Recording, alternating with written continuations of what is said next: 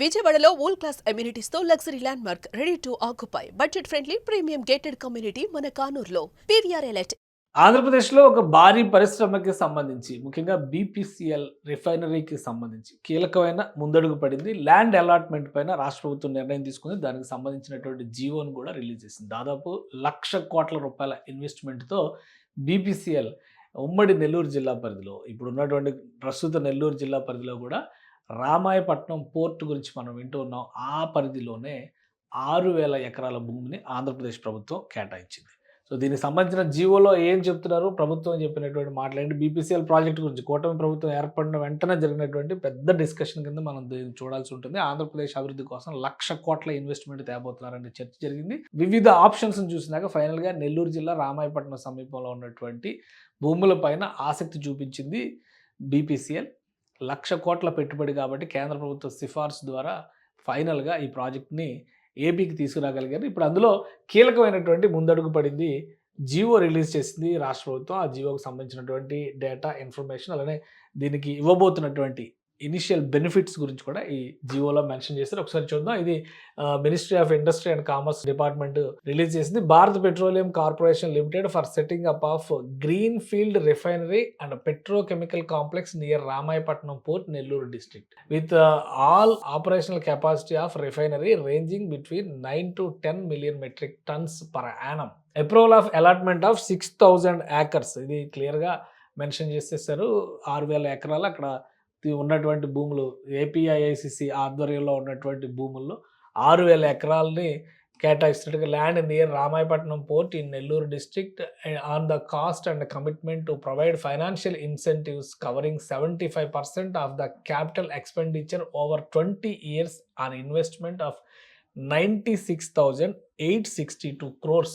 96,862 కోట్ల రూపాయల ఇన్వెస్ట్మెంట్ కింద దీన్ని చూస్తారు. 20 years ఇన్వెస్ట్మెంట్ కింద ఇది ఉంది. To set up green field refinery and petrochemical complex near as per tailor made incentives provision APIDP. ఇది AP industrial development policy release చేశారు. ఆ డెవలప్మెంట్ పాలసీలో ఏం చెప్పారో ఆ టర్మ్స్ అండ్ కండిషన్స్ అన్నీ కూడా ఇందులో మెన్షన్ చేశారు.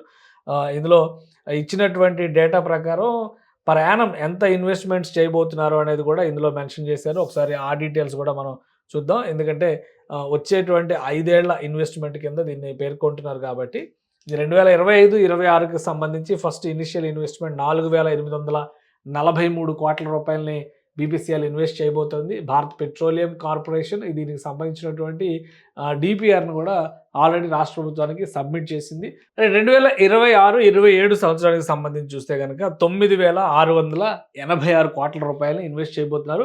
2027-28లో 14,529 కోట్ల రూపాయలు ఇన్వెస్ట్ చేస్తారు. 2028-29 చాలా కీలకమైంది. 29,059 కోట్ల రూపాయలు ఇన్వెస్ట్ చేస్తున్నారు. అదే ఇదంతా కూడా ఇనిషియల్ సెటప్కి వెళ్ళిపోద్ది. బహుశా ఫస్ట్ 2-3 ఏళ్ళు కూడా దాదాపు ఇనిషియల్ సెటప్కి వెళ్ళొచ్చు.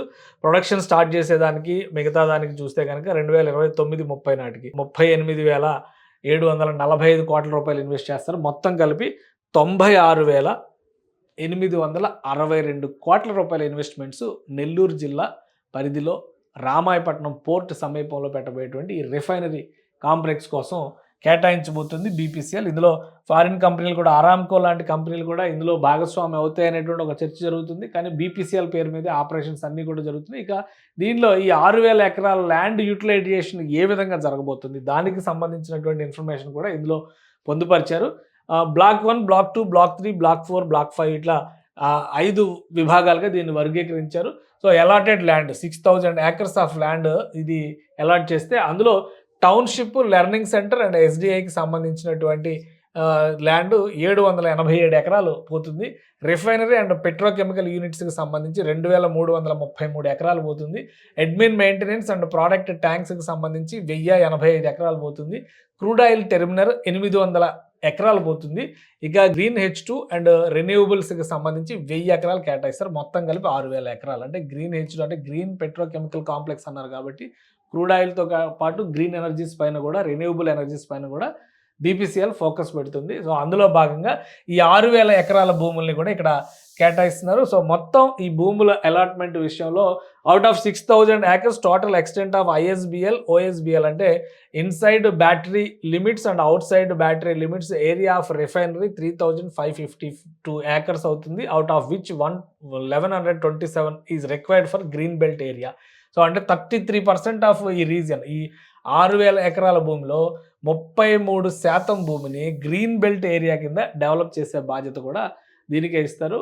సో బీపీసీఎల్ పూర్తి స్థాయిలో దీనికి సంబంధించినటువంటి డేటా రిపోర్ట్ సబ్మిట్ చేసింది కాబట్టి దాంతో నిర్ణయం. ఇంకొకటి further BPCL has submitted pre feasibility studies has been carried out capacity scenarios of 9 MMTPA అంటే million metro tons per annum కింద 9 to 12 మెగా కెపాసిటీతో బిల్డ్ చేసేటువంటిది level of ±30% requested that BPCL prospective partners confirm that they will acquire the land freehold basis 5 land parcels totaling 6,000 acres situated near Ramayapatnam Port. BPCL plans to conduct detailed studies to refine capex estimate 10% plus or minus accuracy levels అని చెప్పని data అంతా కూడా submit చేశారు. So దాని expenditure, details, totalling, మొత్తం దాని operations ఎప్పటికల్లా తీసుకురాబోతున్నారు, ఈ అంశాలన్నింటినీ కూడా ఇందులో పొందుపరిచారు. అందుకనే రాష్ట్ర ప్రభుత్వం ఇమీడియట్గా దీనికి సంబంధించినటువంటి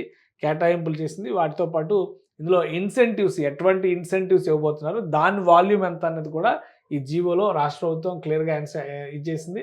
land allotment related issues, financial incentives ఇవన్నీ కూడా విడివిడిగా మెన్షన్ చేశారు. అలానే ఒక టేబుల్ షీట్లో కూడా దీన్ని ఎక్స్ప్లెయిన్ చేశారు. ఇన్వెస్ట్మెంట్ 96,000 crores అయితే కనుక annual income to the state after DCP అంటే కంప్లీట్ అయిన తర్వాత వచ్చేటువంటి 100% కెపాసిటీ 5,000 crores వరకు రాష్ట్ర ప్రభుత్వానికి యాన్యువల్ ఇన్కమ్ కింద వచ్చేటువంటి అవకాశం ఉంటుంది. క్యాపిటల్ సబ్సిడీ ఇందులో 43.5% అంటే దానివల్ల వచ్చేటువంటి గ్రాస్ ఇన్సెంటివ్ 42,000 కోట్ల వరకు వీళ్ళకి మినహాయింపులు వచ్చేటువంటి అవకాశం ఉంటుంది. అలానే 100% state GST refund for operational phase, ఆపరేషన్స్లోకి వెళ్ళిన తర్వాత రిఫండ్ చేస్తారు, అది 18,000 కోట్లు బెనిఫిట్ పొందబోతుంది. Refund of 100% state GST including ineligible and states share in IIGST, CGST for construction phase. ఈ 2 సంవత్సరాల్లో నిర్మాణం జరుగుతుందని చెప్పి అన్నారు. 25, 26 అలానే 26, 27 కూడా జరుగుతున్నారు. ఫస్ట్ 26, 25, 26 ఎగ్జామ్షన్ చూస్తే ఒక 7,450 కోట్ల మినహాయింపు ఇస్తుంది రాష్ట్ర ప్రభుత్వం. రీఎంబర్స్మెంట్ ఆఫ్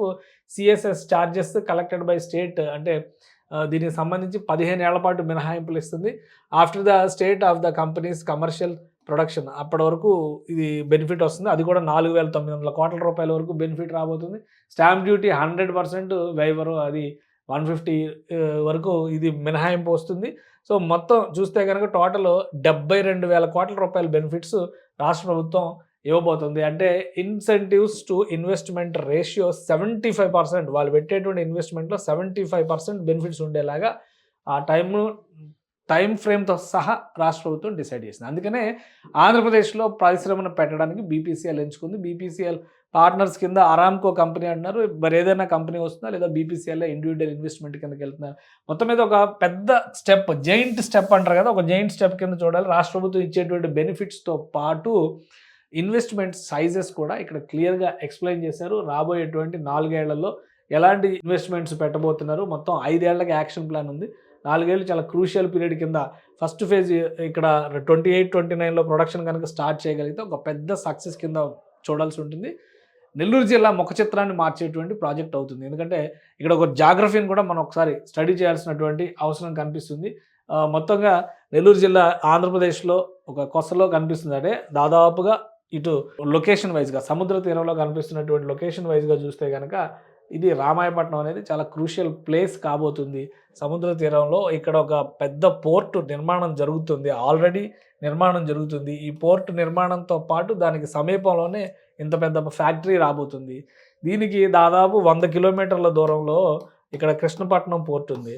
సో ఒక హాట్ కేక్ కింద ఈ జోన్ అంతా కూడా మారేటువంటి అవకాశం ఉంది. వీళ్ళు వేసినటువంటి ఎస్టిమేషన్స్ ప్రకారం 4-5 ఏళ్లలో ఆపరేషన్స్, కనీసం ఏడాదిన్నరలో కనుక యాక్టివిటీ అడ్మినిస్ట్రేషన్ వర్క్ మొదలైతే కనుక 2-3 ఏళ్లలోనే రామాయపట్నం పరిసర ప్రాంతాలన్నీ కూడా దాని ముఖ చిత్రం మారిపోయేటువంటి అవకాశం ఉంటుంది.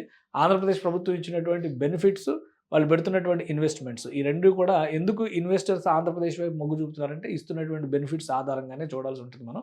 సో ఒక డీటెయిల్డ్ జీవో రాష్ట్ర ప్రభుత్వం రిలీజ్ చేసింది కాబట్టి అతి త్వరలోనే పనులు ప్రారంభించడానికి బీపీసీఎల్ సన్నద్ధమవుతుంది.